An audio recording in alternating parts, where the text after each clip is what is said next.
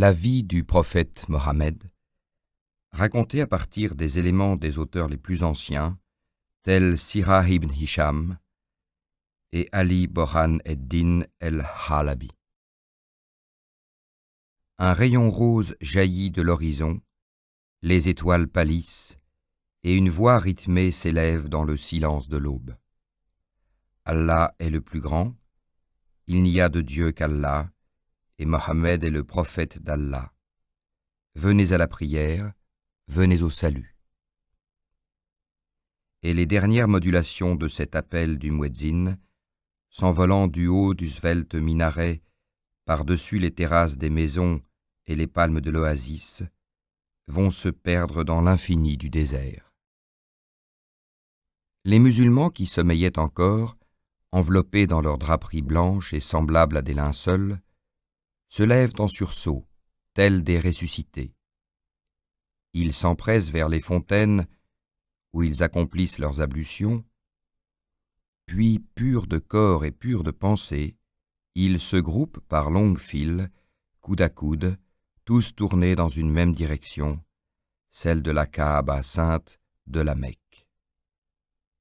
Le corps droit, la tête légèrement penchée, les yeux baissés, immobiles dans les longs plis de leurs vêtements, ils semblent métamorphosés en un peuple de statues.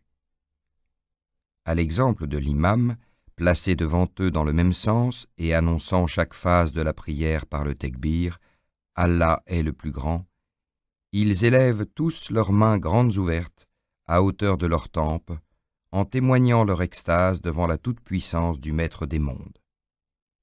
Puis, tous, d'un même mouvement, ils courbent leur dos et s'inclinent profondément devant sa suprême majesté. Mais ce geste ne leur suffit pas pour exprimer toute l'humilité de leurs âmes. Alors ils s'effondrent vers la terre, se prosternent en y imprimant pieusement leur front, leur nez, et demeurent quelques instants dans cette attitude de suppliants, comme écrasés sous le poids du ciel tout entier, qui se serait prosterné avec eux. Enfin, ils redressent leur poitrine et demeurent assis, les deux genoux à terre, la tête accablée sous le fardeau de leur ferveur. Une salutation accompagnée d'un mouvement du visage à droite puis à gauche, et s'adressant aux deux anges qui ne cessent d'accompagner tout croyant, termine la prière.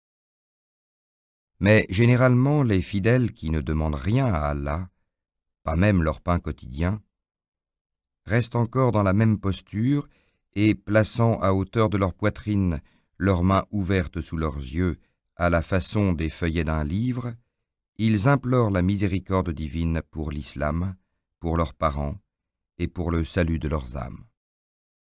Seules quelques parties de la prière, le tekbir, la fatiha et le salut final, sont récitées par l'imam sur un ton élevé.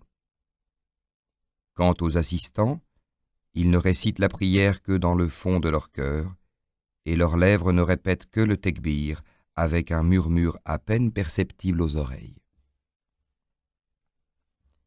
Et ce demi-silence ajoute à la grandeur de ces gestes expressifs et simples, dans lesquels la dignité s'allie si parfaitement à l'humilité et qui, totalement dépourvus d'affectation, constitue le spectacle d'adoration le plus poignant que l'on puisse imaginer.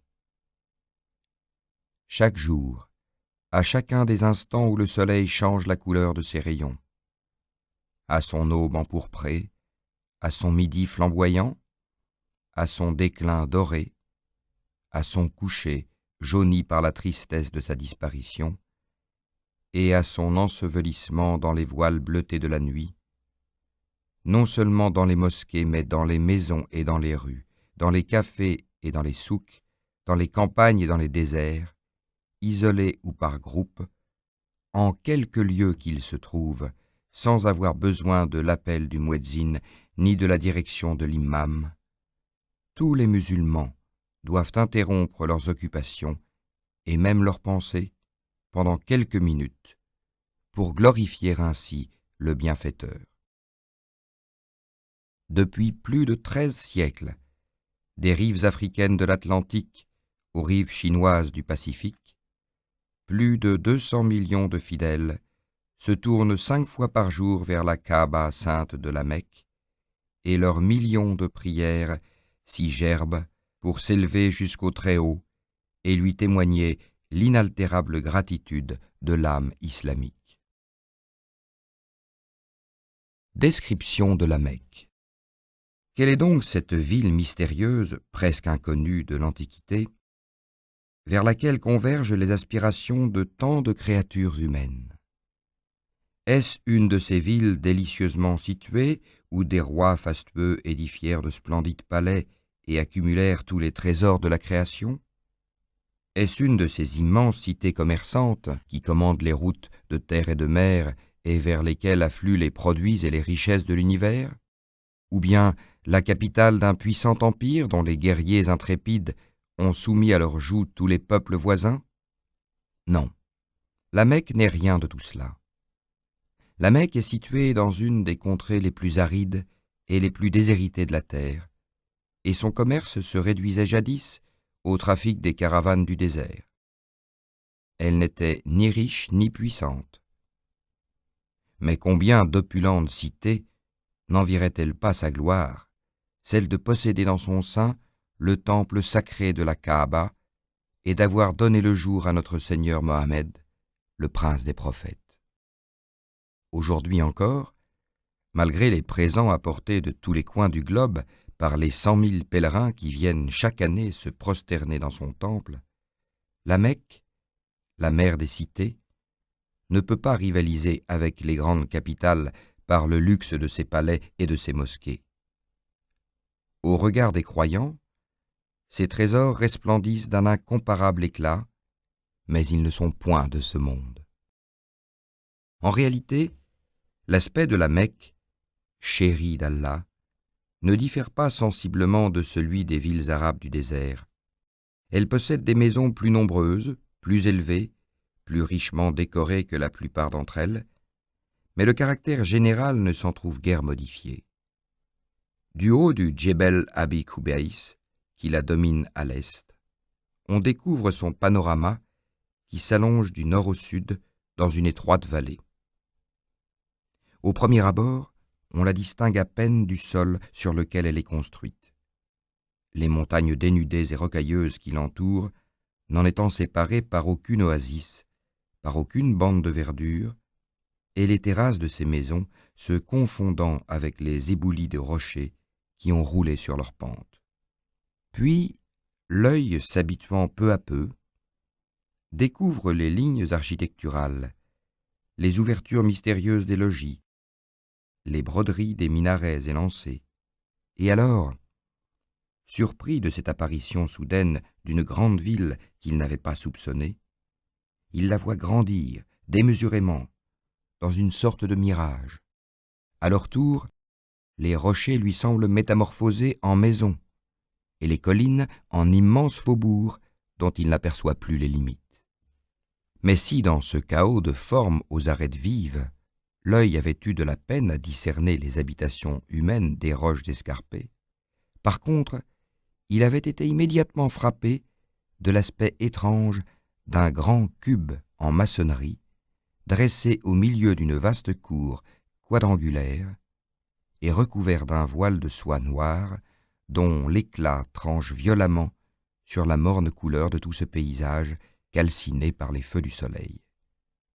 Ce cube noir, c'est la Kaaba sainte, c'est le véritable cœur de l'islam, comme autant de veines apportant au cœur le sang qui vivifie les corps. Toutes les prières de l'islam convergent vers ce temple pour y vivifier les âmes. Et c'est l'unique point du monde où les musulmans puissent se rencontrer face à face lorsqu'ils adorent l'Éternel. Le temple de la Kaaba est la pierre noire. La Kaaba n'est ni le tombeau du prophète, ni un objet d'adoration ainsi que bien des Européens se l'imaginent. Elle est un temple, portant le nom de Bit Allah el-Haram, maison sacrée d'Allah, et son origine remonte à la plus haute antiquité.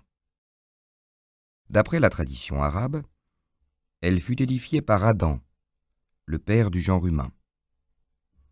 Détruite par le déluge, elle fut reconstruite sur les mêmes fondations par le prophète Abraham, aidé par son fils Ismaël, l'ancêtre des Arabes. Et depuis, maintes fois réparée dans les mêmes formes et les mêmes proportions, la Kaaba fut le but de pèlerinage des Arabes, venant y adorer Allah l'unique et accomplir autour d'elle 7 tournées rituelles instituées par leur aïeul et appelées et-Tawaf. Peu à peu, le culte d'Allah l'unique s'était altéré dans le souvenir des pèlerins, qui lui avaient associé le culte des idoles au nombre de 360 lorsque Mohammed fut envoyé pour les détruire. Dans l'angle nord-est du monument se trouve scellée la célèbre pierre noire, encadrée dans un cercle d'argent. Cette pierre, tombée du paradis, fut apportée par l'ange Gabriel à Abraham et à son fils, au moment de la reconstruction du temple, et par leurs mains, elle fut enchâssée à la place qu'elle occupe encore aujourd'hui, afin d'indiquer aux pèlerins le point de départ de ces tournées rituelles. Primitivement blanche comme le lait, elle dut la couleur noire qui maintenant la caractérise à la souillure des péchés commis par les pèlerins qui vinrent la toucher et la baiser en implorant le pardon du miséricordieux. Tout proche de la Kaaba est creusé le puits de Zemzem, dont l'eau miraculeuse avait jailli du sol pour sauver des tortures de la soif Ismaël perdu dans le désert avec sa mère Hadjar, Agar. Négligé par les Arabes du temps de l'ignorance, il s'était ensablé. Il fut creusé à nouveau par Abd el-Muttaleb, peu d'années avant la naissance de Mohammed, et depuis ce jour, son eau est l'objet de la vénération des pèlerins qui s'en servent pour leurs boissons et pour leurs ablutions, afin de se sanctifier au souvenir de leurs ancêtres. Les 2 fonctions de Sikaya, intendance des eaux et en particulier de celle de Zemzem, et de Hadjaba, intendance de la Kaaba, étaient fort recherchées à cause des prérogatives qui s'y trouvaient attachées, et à l'époque où commence notre récit, elles étaient réunies toutes 2 entre les mains d'Abd el-Muttaleb ben Hachem, de la tribu des Koraïch, le grand-père du futur prophète. Mariage d'Abdallah, le père du prophète. Abd el-Muttaleb, intendant de la Kaaba, sortit un jour du sanctuaire, tenant par la main Abdallah, son fils préféré. Sur le parvis du temple était assise une femme de la tribu des Bni Hazad, nommée Kotila, qui à la vue du jeune homme se dressa, manifestant une brusque surprise. Elle le dévisagea avec une insistance singulière et fascinée par une lumière surnaturelle qui rayonnait sur son front, elle l'interpella. « Où vas-tu donc ainsi ?»« Là où me conduit mon père. »« Arrête-toi et écoute, je t'offre 100 chameaux, autant que ton père dut en sacrifier pour racheter ton existence, si tu consens à t'abattre sur moi en cet instant. » Stupéfait d'une telle impudeur, surtout en présence d'un personnage aussi respectable que l'était Abd el-Muttaleb, Abdallah répondit « Je suis avec mon père et je ne puis lui désobéir ni le quitter. » Il se détourna plein de confusion et rejoignit Abd el-Muttaleb, qui le conduisit à la demeure de Wahab ben Abd el-Menaf, avec la fille duquel il avait projeté de le marier. Wahab était un des seigneurs de la tribu des Bni Zora. Abd el-Muttaleb était lui-même un des princes de la tribu des Koraïch, une des plus nobles parmi les tribus arabes. Entre 2 familles d'une noblesse aussi indiscutable, une alliance était facile, et le mariage d'Abdallah, fils d'Abd el-Muttaleb, avec Amina, fille de Wahab, fut conclu sur le champ. Abdallah emmena son épouse dans un château appartenant à son oncle, Abu Taleb. Il consomma le mariage et y demeura 3 jours et 3 nuits.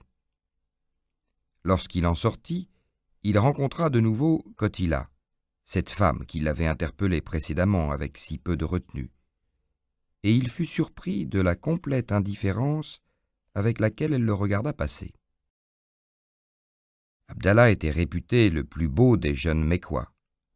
Sa mâle prestance avait surexcité la passion de la plupart des femmes de la ville à un tel point que, à l'annonce de son mariage, elles étaient tombées malades de dépit et de jalousie.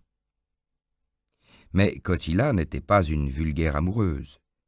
Elle était la sœur de Waraka ben Noufel, le savant célèbre, dans toute l'Arabie, par sa connaissance des livres sacrés. Elle avait appris de lui qu'allait naître en ce pays un prophète dont le père serait reconnaissable à une lumière rayonnant sur son visage avec des reflets de perles ou d'étoiles. Elle avait reconnu ce signe sur le front d'Abdallah et conçu le rêve ambitieux de devenir la mère de l'apôtre annoncé. Aussi, déçue dans son espoir, ne prêta-t-elle plus aucune attention à Abdallah, quelle que fût sa beauté. Ce dernier, ignorant ces détails, se sentit froissé d'une telle indifférence, succédant si rapidement à une telle ardeur, et dit à Kotila : « Eh bien, tu ne me renouvelles pas l'invitation que tu me fis tout récemment ? » ?»« Qui es-tu ? » ?»« Abdallah ben Abd al-Buttaleb. »« Ah, n'es-tu pas celui dont le front m'était apparu auréolé d'une lumière qui maintenant a disparu ? Qu'est-il donc arrivé depuis notre rencontre ?» Il lui raconta son mariage, et Kotila, comprenant que la lumière, accompagnant le futur prophète, était passée du front d'Abdallah dans le sein d'Amina, son épouse, lui dit : « Par Allah, je n'avais pas fait erreur. J'avais découvert sur ton front une pure lumière que j'aurais désiré posséder dans mes entrailles. Mais maintenant, elle appartient à une autre femme qui enfantera le meilleur des êtres créés, et il ne reste plus rien en toi qui puisse intéresser. »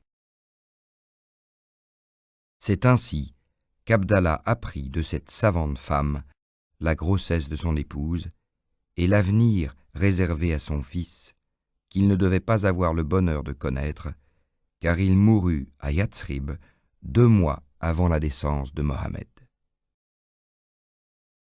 Amina, la mère de l'élu d'Allah, a dit : « Depuis le jour où j'ai porté mon fils dans mes entrailles, jusqu'au jour où je l'ai déposé, je n'ai jamais ressenti la moindre douleur. Je ne sentais même pas sa lourdeur, et je ne me serais nullement douté de mon état, si après la conception et au moment où je venais de m'endormir, un ange ne m'était apparu et ne m'avait dit : ne t'aperçois-tu pas que tu es enceinte du Seigneur de ta nation, de son prophète ? Apprends-le. Et au même instant, un ray de lumière, s'échappant de mon sein, s'élança vers le nord, jusque vers la terre de Syrie. Quand approcha le terme de ma délivrance, l'ange m'apparut de nouveau et me recommanda : « Lorsque tu mettras au monde ton enfant, tu réciteras ces paroles : j'ai recours pour lui à la protection d'Allah l'unique, contre les méchancetés des envieux, et tu le nommeras Mohammed, c'est-à-dire le louangé, nom sous lequel il est annoncé dans la Tourate et dans l'Injil, car il sera louangé par tous les habitants du ciel et de la terre. » Au moment du passage de la planète El-Moushteri, une traînée de lumière s'échappa pour la seconde fois du sein d'Amina dans la direction de la lointaine Syrie et illumina les palais de la ville de Bosra. Et dans le même temps, d'autres prodiges étonnèrent le monde. Le lac Sawa se dessécha subitement. Un violent tremblement de terre ébranla le palais de Kesra Anushirwan et renversa 14 de ses tours. Le feu sacré, allumé depuis plus de 1000 ans, s'éteignit malgré les efforts de ses adorateurs persans, et toutes les idoles de la terre furent trouvées la tête honteusement courbée sur la poitrine. Tous ces signes effrayèrent ceux qui en furent les témoins. Mais malgré les prédictions d'El-Mudzenab, le devin des Farsis, averti par un songe qu'un immense bouleversement dans les destinées de l'univers serait causé par un événement survenu en Arabie, cet événement passa inaperçu. C'était la naissance d'un enfant Quraïch à La Mecque, petite ville perdue au milieu des déserts et ignorée ou méprisée des fastueux monarques de l'Orient et de l'Occident. La naissance de Mohammed. Notre Seigneur Mohammed, qu'Allah répande sur lui ses bénédictions et lui accorde le salut, naquit quelques instants avant le lever de l'étoile du matin, un lundi, le 12e jour du mois de Rabia el-Awwal, en l'année de l'éléphant, le 29 août 570 de l'ère chrétienne. Lorsqu'il vint au monde, il était net de toute souillure, circoncis naturellement, et son cordon ombilical avait été tranché par les soins de l'ange Gabriel. L'air de la ville étant funeste aux enfants en bas âge, les notables avaient pour habitude de confier les leurs à des nourrices bédouines qui les élevaient dans leur badia, pays habité par les bédouins ou nomades. Peu de temps après la naissance de Mohammed, une dizaine de femmes de la tribu des Bni Sa'd, bien saines, bronzées par l'air vivifiant de leur pays, arrivèrent à la Mecque à la recherche de nourrissons. Et à l'une d'elles, Halima, dont le nom signifie « la douce », était réservé l'honneur de servir de nourrice au prophète d'Allah. Son enfance dans la Badia des Bni Sa'd. Halima ben Zouib a dit « L'année était stérile et nous nous trouvions, mon mari Haritz ben Abd Oza et moi, dans une affreuse détresse. Nous décidâmes de nous rendre à la Mecque, où je chercherais un nourrisson dont les parents reconnaissants nous aideraient à surmonter notre misère, et nous nous joignîmes à une caravane de femmes de notre tribu qui s'y rendaient dans la même intention. L'ânesse qui me servait de monture était tellement décharnée, tellement épuisée par les privations, qu'elle faillit s'abattre en route, et durant toute la nuit, le sommeil nous fut interdit par les pleurs de notre malheureux enfant torturé par la faim. Ni dans mes seins, ni dans l'épi d'une chamelle que conduisait mon mari, il ne restait une goutte de lait pour le calmer. Et dans mon insomnie, je me désespérais. Comment pouvais-je en cet état avoir la prétention de me charger d'un nourrisson? Distancés de loin par notre caravane, nous arrivâmes enfin à la Mecque. Mais tous les nouveau-nés avaient été adoptés par mes compagnes, un seul excepté, et c'était Mohammed. Son père étant mort, et sa famille étant peu aisée, malgré la haute situation qu'elle occupait à la Mecque, aucune d'entre les nourrices n'avait consenti à s'en charger. Pour la même raison, nous nous détournâmes de lui au début. Mais j'étais honteuse de revenir les mains vides, et je redoutais les railleries que ne manqueraient pas de me décocher mes compagnes plus heureuses. Enfin, j'étais singulièrement émue à la vue de cet enfant si beau, qui allait dépérir dans l'air malsain de la ville. La compassion emplit mon cœur. Je sentis le lait revenu miraculeusement dans mes seins, prêt à jaillir dans la direction de Mohammed, et je dis à mon mari, « Par Allah, j'éprouve une folle envie d'adopter cet orphelin, quelque faible que soit notre espoir d'en retirer une rétribution fructueuse. » « Tu as raison, me répondit-il, et peut-être qu'avec lui la bénédiction rentrera sous notre tente. Déjà, je ne pouvais plus me contenir. Je me précipitai vers le bel enfant qui sommeillait, et je posai ma main sur sa mignonne poitrine. Il sourit et ouvrit des yeux étincelants de lumière, entre lesquels je le baisai. Puis, le serrant entre mes bras, je rejoignis le campement de notre caravane. Alors je le plaçai sur mon sein droit pour qu'il prît ce qu'Allah lui accorderait de nourriture, et à mon vif étonnement, il y trouva de quoi se rassasier. Je lui offris ensuite mon sein gauche, mais il le refusa, le laissant à son frère de lait, et toujours il agit de la même manière. Phénomène plus extraordinaire, pour calmer la faim qui tenaillait mes entrailles, mon mari tira assez de lait des pies précédemment desséchées de notre chamelle, et pour la première fois depuis longtemps, la nuit nous apporta un sommeil réparateur.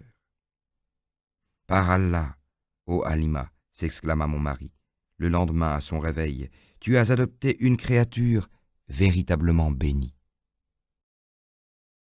Je remontais avec l'enfant sur mon ânesse, qui prit une allure rapide et ne tarda pas à rejoindre et même à dépasser mes compagnes étonnées, qui me crièrent « Ô Halima, retiens ta monture, afin que nous terminions la route de compagnie. » « Et quoi, est-ce là l'ânesse que tu montais à ton départ ?»« C'est elle, c'est bien elle. »« Alors elle porte avec elle un prodige que nous ne pouvons pas comprendre. » Nous arrivâmes à nos campements des Bnizad. Je ne connaissais pas de terre plus desséchée que la nôtre, et nos troupeaux étaient décimés par la famine. Or, à notre émerveillement, nous les retrouvions en meilleur état que dans les années les plus prospères, et les mamelles gonflées de nos brebis nous fournissaient du laitage en quantité bien supérieure à nos besoins. Les troupeaux de nos voisins se trouvaient au contraire dans l'état le plus lamentable, et les maîtres s'en prenaient à leurs bergers. « Malheur à vous, ô serviteurs stupides !» criait-il. « Menez donc paître nos troupeaux là où pèsent ceux d'Halima. » Les bergers obéissaient, mais en vain.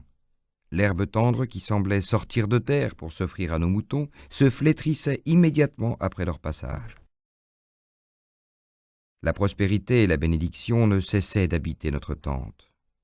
Mohammed atteignit sa 2e année et à ce moment je le sevrai. Il était d'une nature vraiment exceptionnelle. À 9 mois, il parlait déjà, avec un charme et un accent qui pénétraient les cœurs. Jamais il ne se salissait. Jamais il ne pleurait ou ne criait, si ce n'est lorsque sa nudité se trouvait exposée au regard. S'il s'agitait la nuit ou refusait de s'endormir, je le sortais de la tente. Aussitôt, ses regards se fixaient avec admiration sur les étoiles, sa joie éclatait, et quand ses yeux s'étaient rassasiés de ce spectacle, il consentait à se fermer et à se laisser envahir par le sommeil. Mais après le sevrage, Halima dut ramener Mohammed à sa mère qui voulait le reprendre. Quel chagrin pour la pauvre femme! Elle ne pouvait se résigner à une aussi cruelle séparation. Dès son arrivée à la Mecque, elle se jeta aux pieds d'Amina en les embrassant et éclata en supplications. « Vois, lui dit-elle, combien l'air vivifiant de la Badia a été profitable à ton enfant. Songe qu'il lui sera plus profitable encore maintenant qu'il commence à marcher. Redoute pour lui l'air empesté de la ville.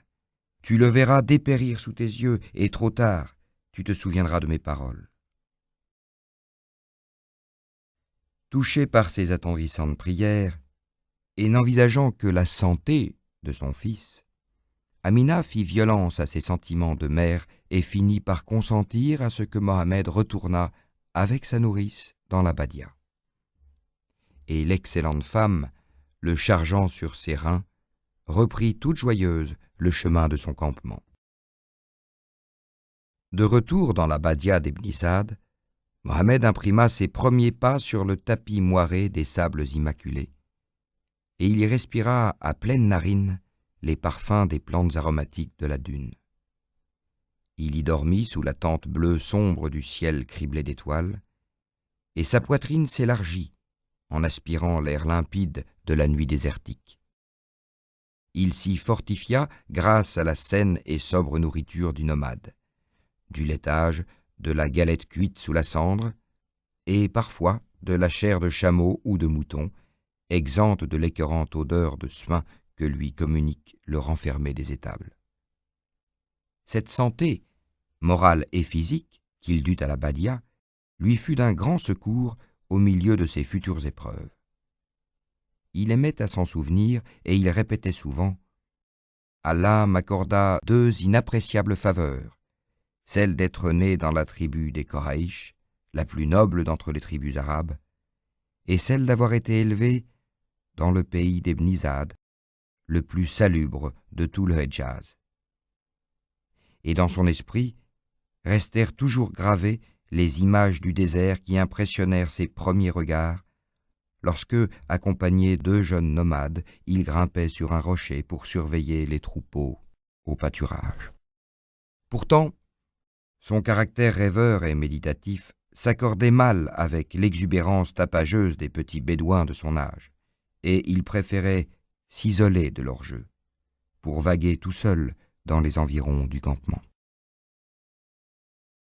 Mohammed et les deux anges. Un matin, il était parti avec son frère de lait pour mener au pâturage les troupeaux de ses parents nourriciers. Tout à coup, vers le milieu du jour, le petit camarade de Mohammed revint seul, et d'une voix entrecoupée par des hoquets de frayeur, cria à son père et à sa mère « Accourez vite ! Mon frère, le Koraïch, s'étant écarté de nous suivant sa coutume, deux hommes vêtus de blanc se sont emparés de lui, l'ont jeté à terre et lui ont fendu la poitrine. » Affolée, la pauvre Halima, suivie de son mari, courut de toute la vitesse de ses jambes dans la direction indiquée par le jeune berger.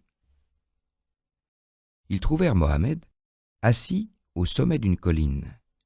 Il était parfaitement calme, mais son visage avait pris la couleur sinistre de la poussière dans laquelle nous devons tous rentrer.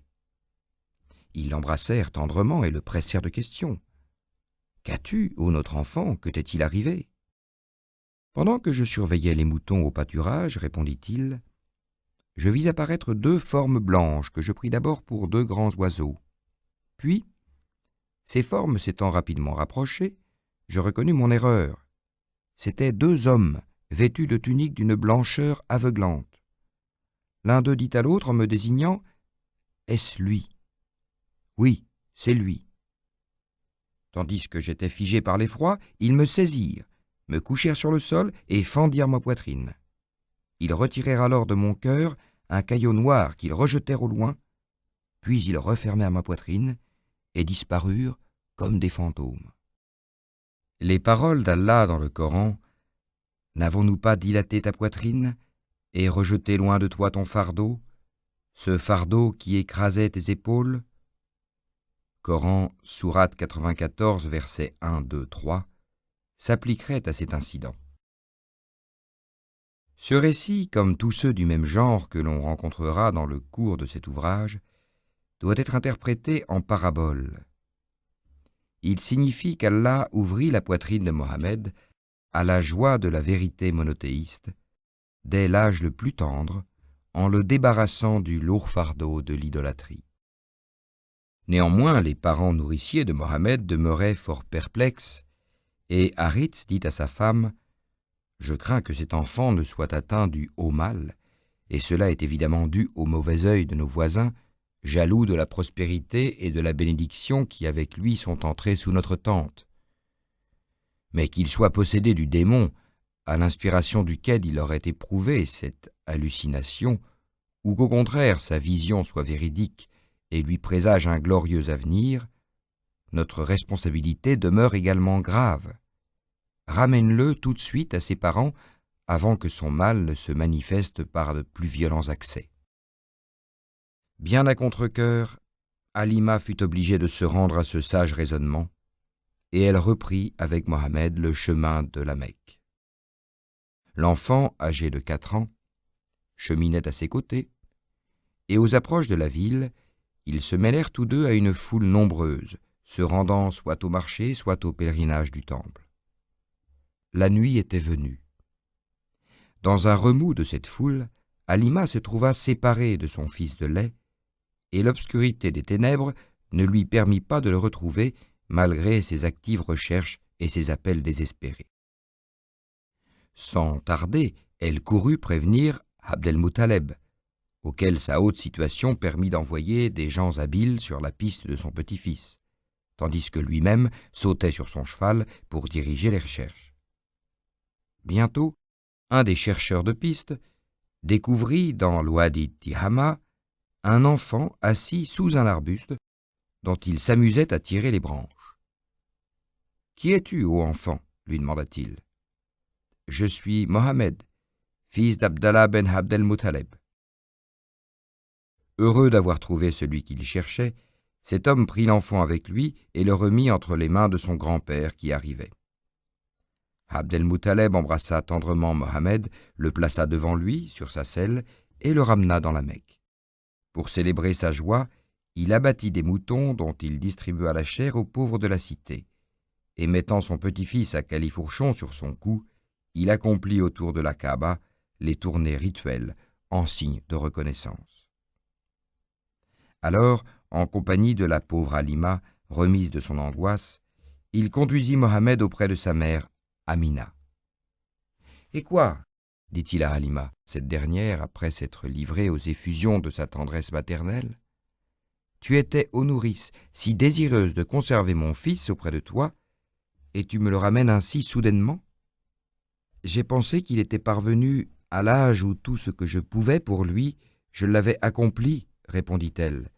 Et alors, redoutant le hasard d'un accident, je te l'ai ramené, sachant combien tu désirais le revoir. Mais l'embarras et la tristesse se lisaient trop clairement sur les traits de la brave nourrice. Amina ne fut pas dupe de cette explication et reprit « Tu me dissimules le motif réel de ton retour. Parle sans restriction.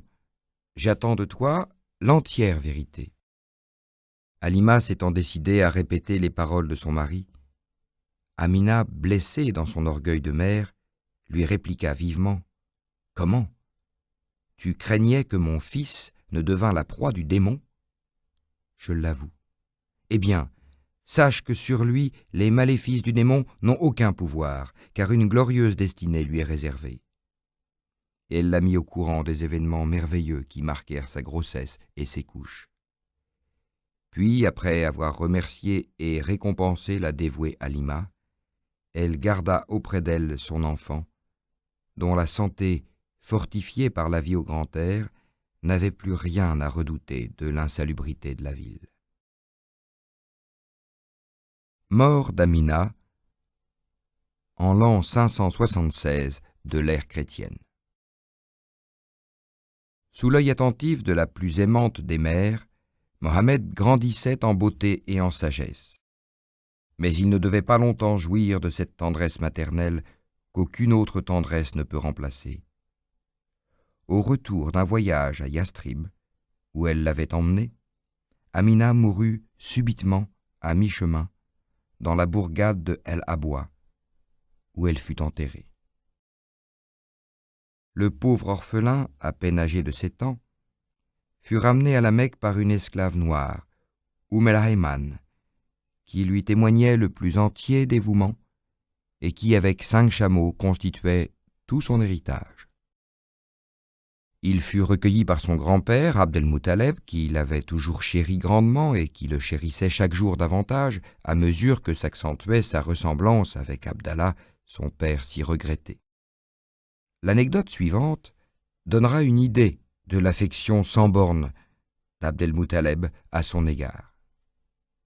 Dans la Mecque, aux rues tortueuses et étroites comme celles de toutes les villes du désert, il n'existait qu'une seule place de quelque étendue, celle au centre de laquelle s'élevait la Kaaba. C'était là que, matin et soir, se réunissaient les habitants de la ville pour se reposer ou causer de leurs affaires, autant que pour accomplir leurs dévotions. Chaque jour, les serviteurs d'Abd el-Muttaleb étendaient pour leur maître, à l'ombre du temple, un tapis autour duquel ses fils, ses petits-fils et les notables de la cité s'asseyaient en attendant sa venue. Le respect qui entourait l'intendant de la maison d'Allah était si profond que jamais personne n'eût osé s'aventurer même sur l'extrême bord de son tapis. Or voici qu'un jour, le jeune Mohammed s'installa en plein milieu de ce tapis si respecté, au grand scandale de ses oncles qui l'en expulsèrent sur-le-champ. Mais Abd el-Muttaleb arrivait, et de loin il avait aperçu cette scène, et il cria « Remettez immédiatement mon petit-fils à la place où il s'était assis. Il est le charme de ma vieillesse, et son audace provient du pressentiment qu'il a de sa destinée, car il sera élevé à un rang qu'aucun arabe n'atteignit. » Et il plaça Mohammed à côté de lui, caressant ses joues, son dos, et s'extasiant de ses moindres gestes ou paroles. la destinée allait encore priver Mohammed de cette tendre affection. Abd el-Muttaleb mourut, âgé de 95 ans, emportant dans sa tombe les regrets unanimes de tous ses concitoyens. Le malheureux orphelin fut recueilli dans la maison de son oncle, Abu Taleb, expressément désigné par son aïeul, pour la raison que, seul entre ses oncles, il était frère, de mère en même temps que de père, d'Abdallah, le père de Mohammed. Premier voyage en Syrie, en l'an 582 de l'ère chrétienne. Chargé d'une nombreuse famille et peu à son aise, bien qu'il eût hérité de l'intendance de la Kaaba, Abu Taleb était obligé de s'adonner au commerce avec les pays du Yémen et de la Syrie. Quelque temps après l'entrée de son neveu dans sa maison, il eut à organiser une caravane de Koraïch qu'il devait conduire dans ce dernier pays. Les préparatifs étaient achevés, les charges avaient été réparties, attachées et équilibrées sur les bas des chameaux agenouillés qui faisaient entendre leurs habituels grognements et que leurs conducteurs relevaient déjà par des cris ou des coups pour les pousser dans la direction du nord. Ce spectacle évoquait chez Mohammed le souvenir de sa chère Badia, sillonnée en tous sens par des caravanes semblables à celles qui y s'apprêtaient au départ. Une nouvelle séparation, celle de son oncle bien-aimé, allait le replonger dans les tristesses de la solitude. Et il demeurait morne et silencieux. À la fin, sentant son cœur prêt à éclater, il se précipita dans le sein d'Abu Taleb, l'étreignant de ses jeunes bras, et enfonça sa figure dans les plis du vêtement de son oncle pour cacher ses larmes où le désir s'alliait au désespoir. Tout ému de ce geste, aimant et spontané, et devinant l'ardente envie que son neveu avait de l'accompagner, Abu Taleb déclara « Par Allah, nous partirons avec lui. Il ne se séparera pas de moi et je ne me séparerai pas de lui. » Mohammed sécha ses larmes. Exultant de joie, il activa les derniers apprêts du voyage et sur un signe de son oncle, il sauta sur la chamelle en croupe derrière lui. Lorsque la caravane s'engagea sur les terrains de parcours des tribus bédouines, la poitrine de Mohammed, qui s'était rétrécie en respirant l'air trouble des rues et des maisons, se dilata avec délice, en aspirant à plein poumon l'air limpide de la Badia auquel elle était accoutumée. Et cette habitude de la vie nomade qu'il avait contractée dès son enfance permit au jeune voyageur de supporter vaillamment les dures privations et les terribles fatigues de cette interminable route au milieu des déserts du Hedjaz. Durant plus d'un mois, les pays traversés offraient entre eux de telles similitudes, des sables et des rochers, puis encore des sables et encore des rochers, que la caravane semblait piétiner sur place. Et dans ce désert sans merci, elle ne rencontrait aucun signe de vie, hormis la présence de celui qui est partout, éternellement vivant, mais que nul regard ne peut atteindre. Rencontre de Mohammed avec le moine Bahira. Sur la terrasse d'un couvent qui couronnait la cime d'une colline escarpée, dernier contrefort du Djebel Awaran, le très docte moine Bahira explorait du regard la plaine syrienne qui se déroulait à l'infini dans la direction de l'Arabie. Soudain, son attention fut attirée par l'aspect insolite d'un nuage isolé de couleur blanche et de forme oblongue, qui rayait l'azur immaculé du ciel.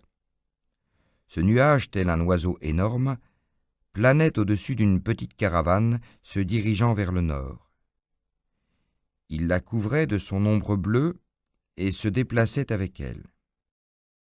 La caravane s'arrêta au pied du monastère, auprès d'un grand arbre poussé sur le bord d'un ouadi desséché, et disposa son campement. Au même instant, le nuage s'arrêta et s'évanouit dans les profondeurs célestes, tandis que les branches des arbres se courbaient comme sous le souffle d'une brise agissant sur elles seules et s'inclinaient vers un des caravaniers pour l'abriter des rayons du soleil. Témoin de ces prodiges, Bahira comprit que parmi ces voyageurs arrivant de Hedjaz se trouvait celui qui l'attendait depuis tant de jours, le prophète annoncé par les livres sacrés. En toute hâte, Bahira descendit de la terrasse, ordonna la préparation d'un plantureux repas et envoya aux gens de la caravane un messager chargé de les inviter tous, sans exception aucune, jeunes ou vieux, nobles ou esclaves. Le messager revint accompagné des Mécois que Bahira attendait sur le seuil de sa porte. « Par Lat et Oza, ta conduite m'intrigue, ô Bahira, s'écria un des invités.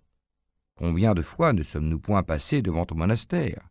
Or, jusqu'à ce jour, jamais tu ne t'étais préoccupé de nous. Jamais tu n'avais songé à nous offrir la plus modeste hospitalité. Que t'arrive-t-il donc aujourd'hui? Tu ne te trompes pas, répondit Bahira. J'ai des raisons particulières pour agir de la sorte. Mais vous êtes mes hôtes en ce jour, et je vous prie de m'honorer en vous réunissant autour du repas que j'ai préparé à votre intention. Pendant que les convives faisaient honneur au repas, avec l'appétit des gens qui viennent de subir de rudes privations, Bahira les examinait tous à tour de rôle, et s'efforçait de distinguer parmi eux celui qui répondait au signalement de ses livres. À sa vive déception, il ne put y parvenir. À aucun d'eux, ce signalement ne pouvait s'appliquer. Mais comme il avait été témoin de prodiges, inexplicables autrement que par la présence d'un élu de Dieu, il ne se découragea pas et leur demanda « Ô assemblée des Koraïch, n'est-il resté aucun des vôtres au campement ?»« Un seul, lui fut-il répondu. Nous l'y avons laissé à cause de son extrême jeunesse. »« Oh, pourquoi l'avoir laissé? Appelez-le sur le champ, afin qu'il prenne sa part du repas en votre compagnie. » Par Lat et Oza, jura un des convives, tu as raison, et nous sommes vraiment blâmables d'avoir laissé en arrière un des nôtres, et surtout un fils d'Abdallah ben Abdel-Moutaleb, tandis que nous profitions de ton invitation. Et se levant, il alla quérir Mohammed, qui l'introduisit au milieu du groupe des convives. Bahira se mit à examiner le nouveau venu avec la plus minutieuse attention, et quand ses hôtes se levèrent, il s'approcha de lui et le retint à part. « Ô jeune homme, lui dit-il, j'ai une question à te poser. Par Lat et Oza, consentiras-tu à me répondre ?» Bahira voulait l'éprouver en invoquant les idoles Lat et Oza, au nom desquelles il avait entendu jurer les convives, mais Mohammed lui répliqua « Ne me questionne pas au nom de Lat et Oza, car il n'est rien sur cette terre que je haïsse plus qu'elle. » « Eh bien, par Allah, me répondras-tu? Questionne-moi, et par Allah, je te répondrai. » Alors, Bahira l'interrogea sur tous les points qui l'intéressaient, sur sa famille, sur sa situation, sur les rêves qui parfois traversaient son sommeil, et sur quantité d'autres choses. Et toutes les réponses concordèrent avec ce qui l'attendait. Enfin, au moment où le jeune homme, après lui avoir fait ses adieux, avait tourné le dos, le col de sa tunique s'étant légèrement écarté, Bahira découvrit entre ses épaules le sceau de la prophétie, apposé au-dessous de sa nuque, exactement à l'endroit désigné par les textes sacrés. Le dernier doute était levé. C'était bien le prophète annoncé qu'il avait devant les yeux. Alors Bahira s'approcha d'Abou Taleb et lui dit « Qu'est pour toi cet adolescent ?»« C'est mon fils. »« Non, ce n'est pas ton fils. »« En effet, ce n'est pas mon fils, c'est celui de mon frère. »« Et qu'est devenu ton frère ? » ?»« Il est mort, tandis que sa femme était encore enceinte de mon neveu. »« C'est exact. Eh bien, retiens soigneusement mes paroles. Rentre au plus tôt dans ton pays avec le fils de ton frère, et veille sur lui avec la plus constante vigilance. Méfie-toi surtout des Juifs. Ah, s'ils le voyaient et apprenaient sur lui ce que je viens d'apprendre, par Allah, il lui ferait un mauvais parti. Car ce fils de ton frère est appelé à jouer un rôle immense sur cette terre. »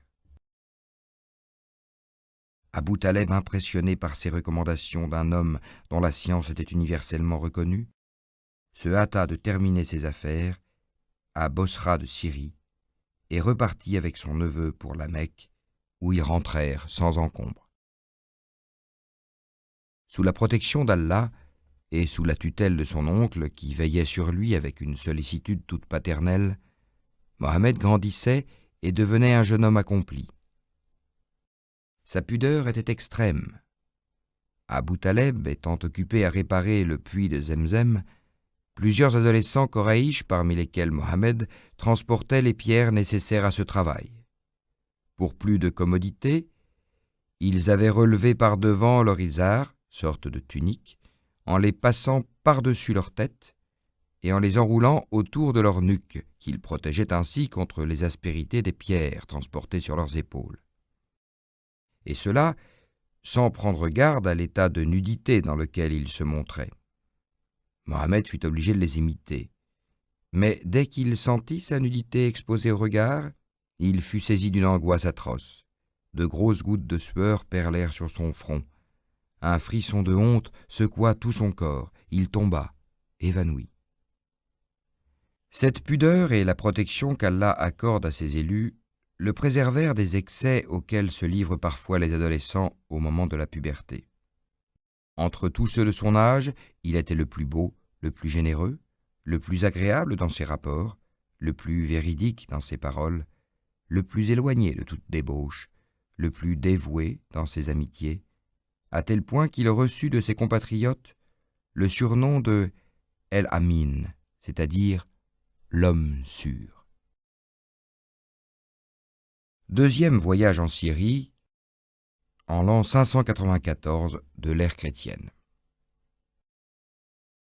De même qu'Abu Taleb, la plupart des Mécois étaient obligés de se livrer au commerce avec la Syrie et le Yémen. Leur ville, située dans une des contrées les plus effroyablement stériles de la terre, n'offrait par elle-même aucune ressource, et elle ne pouvait subsister que grâce à son trafic avec ces deux pays, entre lesquels elle servait de trait d'union. Au Yémen, ces caravanes allaient chercher les produits indigènes de la contrée, surnommés l'Arabie heureuse, et ceux qui y arrivaient par mer, importés de l'Éthiopie, de l'Inde et même de la Chine. Elles en rapportaient des épices, des aromates, de l'encens, de l'ivoire, de la poudre d'or, des soieries. Puis, de retour dans le Hedjaz, elles ajoutaient à leur chargement des dattes de Yatsrib ou de Taïf. Elles se rendaient ensuite en Syrie pour échanger ces marchandises contre les produits agricoles qu'elles savaient y rencontrer, tels que grains, blé, orge, riz, figues et raisins secs, et aussi contre les importations des civilisations grecques et romaines. Les femmes elles-mêmes se livraient à ce genre de commerce, confiant leurs biens à des organisateurs de caravanes qui les faisaient valoir et auxquels elles accordaient une part dans les bénéfices réalisés. Une riche et noble veuve, Khadija ben Khoulied, dont le négoce était très important, ayant entendu vanter la réputation de sagesse et de probité que Mohammed avait unanimement méritée, songea à lui confier la direction de ses intérêts. Elle l'envoya chercher et pour commencer, elle lui proposa la conduite d'une caravane qu'elle expédiait en Syrie, en lui offrant un salaire double de celui par lequel elle récompensait habituellement une pareille mission. Mohammed accepta, mais Abu Taleb, se rappelant les paroles du moine Bahira, sentit ses inquiétudes se réveiller au moment du départ. Il prit à part chacun des caravaniers pour leur recommander son neveu, les rendant responsables de ce qui pourrait lui arriver. Il insista surtout auprès de Mizara, l'esclave de confiance de Khadija, qui partait avec lui. Mizara, brave serviteur à l'âme simple et dévouée, déjà impressionné par les recommandations d'un personnage aussi considérable qu'Abu Taleb, fut subjugué par le charme et l'ascendant que son jeune maître exerçait sur tous ceux qui l'approchaient, et lui voua un attachement et une admiration sans limite. Dans chaque incident du voyage, il voyait un signe miraculeux, démontrant la nature surhumaine de celui qu'il servait. Et d'ailleurs, les événements semblaient lui donner raison. Cette route qu'il avait suivie tant de fois et dont il connaissait les fatigues et les dangers, cette route sans fin, où le soleil implacable dessèche les outres et donne aux humains qui s'y aventurent un avant-goût des feux de la géhenne, cette route, jalonnée par les ossements des hommes et des animaux qu'a terrassé l'impitoyable soif, se parcourut comme dans un enchantement. Chaque jour, au moment où le soleil s'élevant au-dessus des voyageurs les menaçait de ses traits enflammés, de légers nuages semblables aux plumes d'un oiseau se formaient dans l'azur céleste. Ils augmentaient en nombre et ils s'assemblaient. Ils s'allongeaient ensuite, comme des pennes d'ailes énormes, se déployant pour protéger Mohammed sous leur ombre. Puis, à mesure que le soleil redescendant vers l'horizon perdait sa redoutable puissance, les plumes de ces nuages se détachaient une à une pour aller se fondre dans les derniers rayons d'or que l'astre incandescent lançait à travers l'espace avant de disparaître. Enfin, les ailes protectrices, désormais inutiles, se refermaient, cédant leur place aux étoiles qui, nulle part au monde, ne scintillent comme elles scintillent au-dessus des déserts. Les chameaux, eux aussi, semblaient pleins d'allégresse. Ils allongeaient leurs jambes démesurées sous lesquelles la route paraissait d'elle-même se replier. Et le cadavre d'aucun d'entre eux ne vint s'ajouter aux sinistres ossuaires laissés derrière elles par les précédentes caravanes. Une fois seulement, pendant tout le cours du voyage, 2 d'entre les chameaux de Khadija, manifestant des signes d'épuisement, étaient restés en arrière du convoi. Malgré les injures et les coups qu'il leur prodiguait, Mizara ne parvenait pas à les ramener au milieu de leurs congénères. Et le corps tout entier des malheureux animaux s'était couvert de sueur, indice certain qu'ils ne tarderaient pas à s'abattre pour ne plus se relever. Mizara, dévoué aux intérêts de sa maîtresse, était dans une extrême perplexité. Il ne voulait pas abandonner ses chameaux exténués, mais d'autre part, il se rappelait les instantes recommandations d'Abou Taleb au sujet de son jeune maître qui se trouvait en tête du convoi, et il courut le prévenir. Mohammed s'arrêta et revint avec lui vers les chameaux qui s'étaient couchés et qui poussaient de plaintifs et lamentables grognements lorsqu'on les excitait à se relever. Il se pencha vers eux, toucha de ses mains bénies leurs pieds hachés par les pierres tranchantes de la hamada, et les pauvres bêtes qui ne bougeaient même plus sous les coups se redressèrent subitement, puis, avec de longues enjambées, rattrapèrent les premiers rangs de la caravane en poussant de légers grognements de joie. À l'arrivée de la caravane à Bosra de Syrie, la bonne chance ne cessa de prodiguer ses faveurs. Mohammed vendit avec des bénéfices inespérés les marchandises qu'il apportait, trouva celles qu'il était venu chercher à des prix extraordinairement avantageux, et cela sans ces marchandages interminables qui sont de mode en Orient. Sa bonne grâce, sa franchise, sa probité et surtout ce rayonnement mystérieux qui se dégage de la personne des êtres prédestinés, ce rayonnement que les peintres de jadis traduisaient par une auréole d'or et que les savants de nos jours qualifient de magnétisme, dans leur impuissance à en expliquer la nature, éveillait l'intérêt et la sympathie de tous.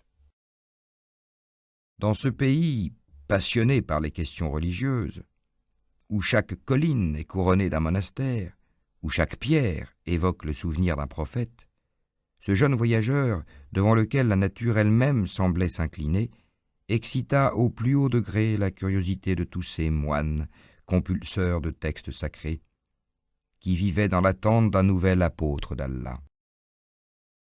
Tous venaient interroger Mizara, que beaucoup d'entre eux avaient connu à ses précédents voyages, et en qui ils devinaient l'esclave de confiance de Mohammed.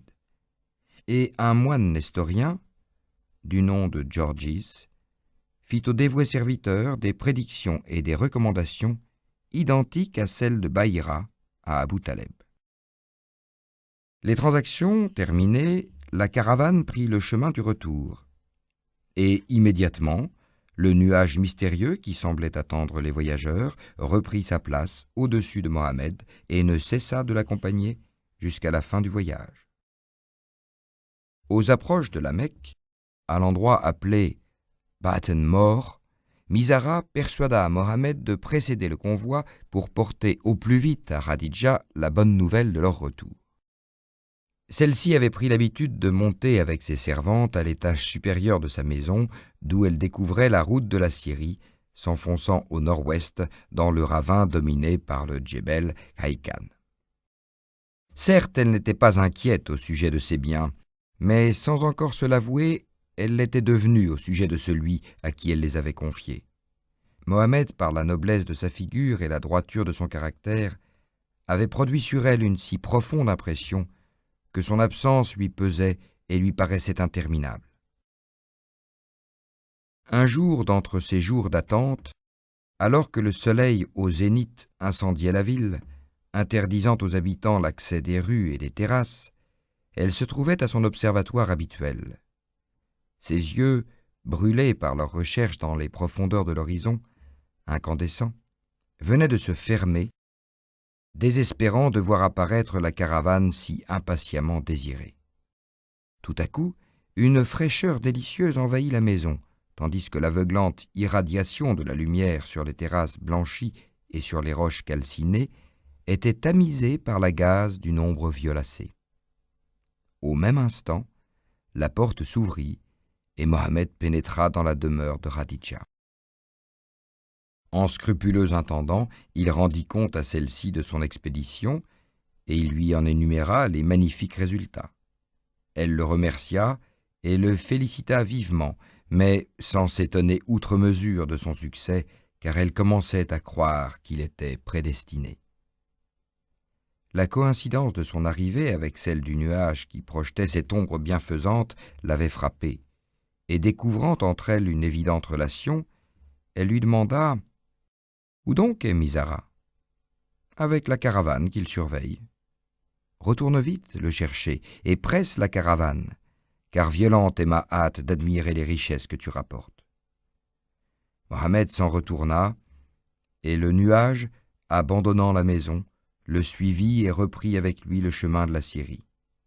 Désormais, Khadija était fixée, et le fidèle Mizara, qui ne tarda pas à arriver, la confirma pleinement dans son opinion. « Ce nuage que tu as remarqué, lui dit-il, n'a jamais cessé de nous accompagner depuis le jour où nous avons quitté la Mecque jusqu'à ce jour où nous y rentrons, et depuis que nous sommes sortis de Bosra, éclairés par les prédictions des savants moines de Awaran, j'ai reconnu qu'il était constitué par les ailes de 2 anges chargés de protéger mon maître contre les ardeurs du soleil. » Puis, il raconta tous les incidents de la route dans lesquels il apercevait des signes miraculeux, et Khadija ne se lassait pas de l'interroger. Mariage de Mohammed et de Khadija en l'an 595 de l'ère chrétienne. La noble femme récompensa Mohammed par un salaire double de celui qu'elle lui avait promis, et ne songea plus qu'à l'instituer administrateur de sa fortune. Le meilleur moyen était de l'épouser, et les sentiments de son cœur étaient loin de la détourner d'un semblable projet. Une objection se présentait, la différence des âges. Mohammed entrait tout juste dans sa 25e année, tandis qu'elle approchait de la quarantaine. Son âge n'empêchait pourtant pas Khadija d'être un des partis les plus recherchés de la ville, non pas ainsi qu'on serait tenté de le croire à cause de ses richesses. Dans la coutume arabe, la dot est apportée par le mari qui ne possède aucun droit sur les biens de sa femme, mais à cause de ses qualités personnelles, de son charme, de sa distinction, de ses vertus et de la haute noblesse de sa famille. Khadija était la fille de Hulyed ben Hased, ben Abdelozza, ben Koussaï, ben Kilab, ben Mora, ben Kahab, ben Lawi, ben Galeb. Aussi était-elle entourée d'une cour de prétendants, qui faisaient étalage les uns de leur noblesse, les autres de leur fortune, mais en vain.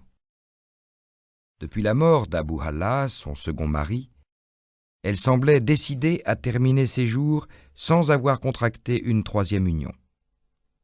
La vue de Mohammed et l'expérience qu'elle venait de faire de ses qualités morales changèrent toutes ses résolutions. Chaque jour augmentait l'inclination qui l'entraînait vers lui, et elle se décida à sonder son cœur.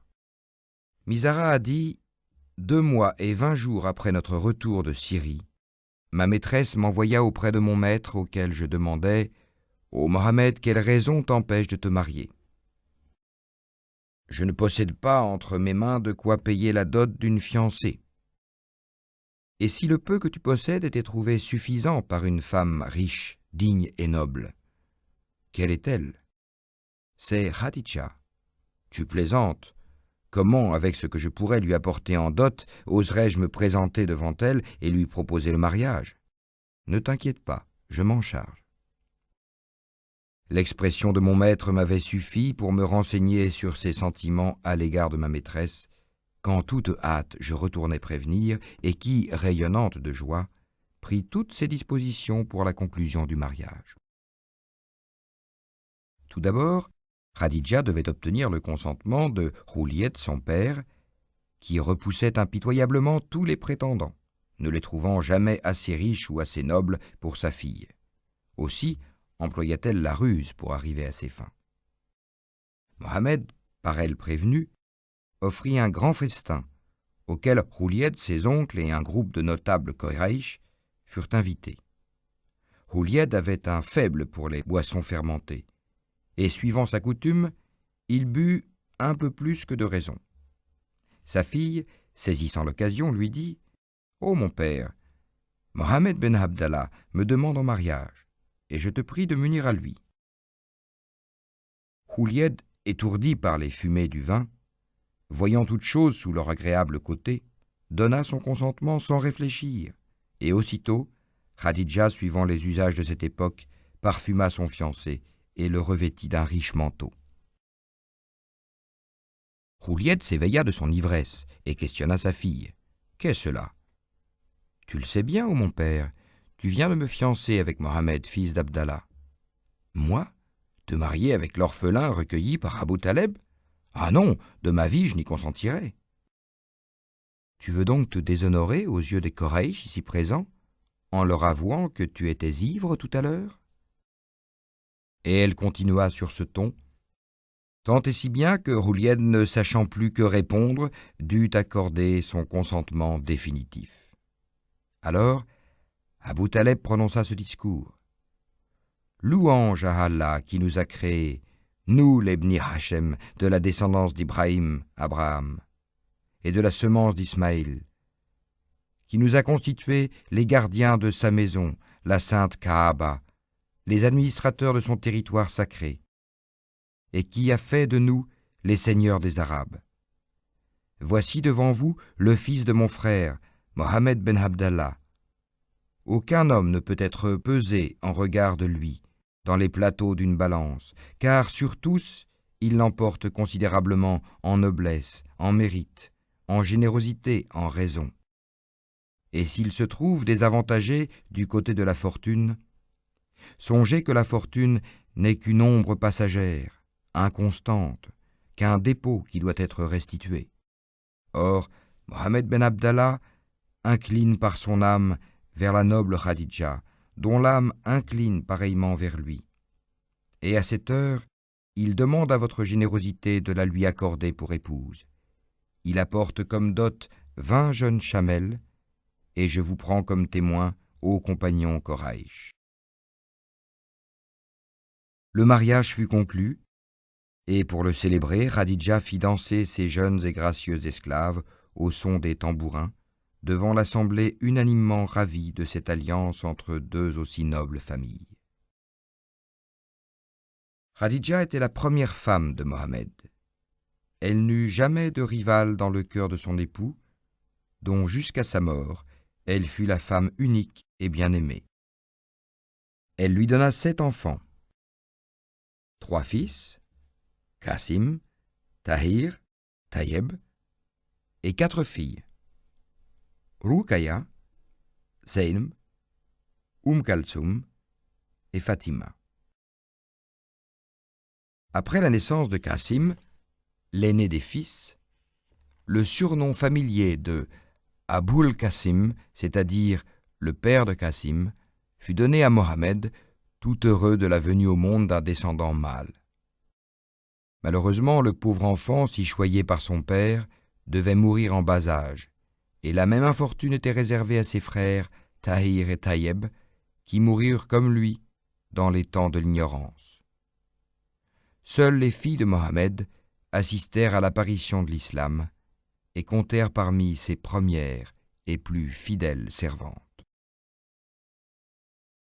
Reconstruction du temple de la Kaaba en l'an 606 de l'ère chrétienne. Partiellement détruite par un incendie, la Kaaba avait été mal réparée.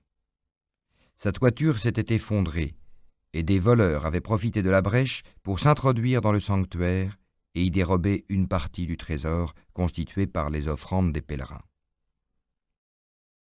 Il était urgent de la réparer de nouveau.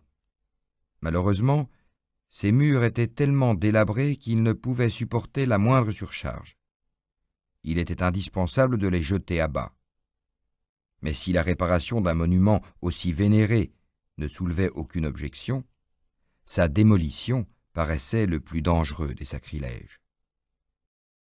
Enfin, après bien des hésitations qui furent levées par une série de prodiges évidents, les Quraïsh s'étaient décidés à renverser les vieux murs dont les débris jonchèrent le sol. Puis, sur les fondations anciennes, composées de blocs de pierre admirablement encastrés les uns dans les autres, chaque fraction de la tribu des Quraïsh avait entrepris la partie du travail de reconstruction qui lui était réservée. Avec le zèle qu'occasionne toute rivalité, les travailleurs eurent bientôt élevé les murs jusqu'à la hauteur où devait être scellée la fameuse pierre noire. À qui allait revenir l'honneur insigne de remettre à sa place cette relique précieuse? Sur ce point, il n'y eut pas d'accord possible, et chaque partie alléguant sa plus grande noblesse ou son plus grand mérite, la discussion s'envenima à un tel degré que les plus tragiques conséquences étaient à redouter. Dominés par la jalousie, les groupes se tenaient face à face. Les Bni Abdeldar, s'unissant aux Bni Adi ben Kahab, apportèrent une écuelle remplie de sang, où ils plongèrent les mains en jurant de mourir plutôt que de laisser à d'autres cet honneur qu'ils estimaient leur revenir de plein droit. Durant 4 jours et 4 nuits, les partis menaçants restèrent sur place, uniquement occupés à se surveiller les uns les autres. Enfin, Abu Ummia, leur doyen d'âge, prit la parole. « Il faudrait pourtant en finir, leur dit-il, et voici ce que je vous propose. Prenez pour arbitre la première personne qui entrera dans cette enceinte, afin qu'elle juge le différend qui vous sépare. » L'avis ne déplut pas aux irréductibles rivaux qui, finalement, l'adoptèrent. Or, à l'instant même, ils virent s'avancer au-devant d'eux un jeune homme d'une trentaine d'années, dans lequel ils reconnurent El-Amin, l'homme sûr, c'est-à-dire Mohammed. Le hasard ne pouvait mieux choisir. Tous, d'un commun accord, l'acceptèrent pour arbitre et lui soumirent les causes du conflit. Quand ils eurent achevé leurs explications, Mohammed, au lieu de discuter leurs prétentions respectives, leur dit simplement « Apportez un manteau, étendez-le sur la terre. » Ayant été obéi, il prit la pierre noire entre ses mains, la posa au centre du manteau étendu, puis il reprit. Que le plus influent personnage de chaque partie saisisse le coin de ce manteau qui se trouve en face de lui. Ce qui fut fait.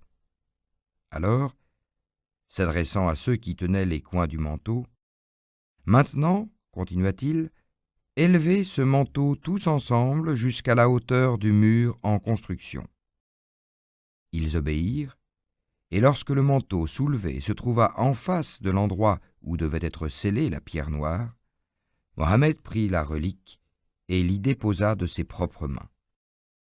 Grâce à sa présence d'esprit, tout sujet de dispute avait disparu. Il avait donné satisfaction à chacun des partis rivaux, sans élever aucun d'entre eux au-dessus des autres. Il avait mis d'accord les orgueilleux Arabes sans effusion de sang, pour la première fois de leur histoire. Enfin, il s'était réservé une part d'honneur que nul ne songea à lui contester. Au-dessus de la pierre noire, les murs furent rapidement achevés par les travailleurs réconciliés. Les poutres d'un navire échoué sur la côte de Djeddah servirent à l'établissement d'une toiture en terrasse, et le monument terminé fut entièrement recouvert d'un voile de lin surfin tissé par les Coptes. Plus tard, ce voile fut composé d'un tissu rayé du Yémen. Plus tard, enfin, la Kaaba fut revêtue par Hajjaj ben Youssef de la kiswa, ou vêtement de soie noire, qu'elle porte encore de nos jours et qui est renouvelée chaque année.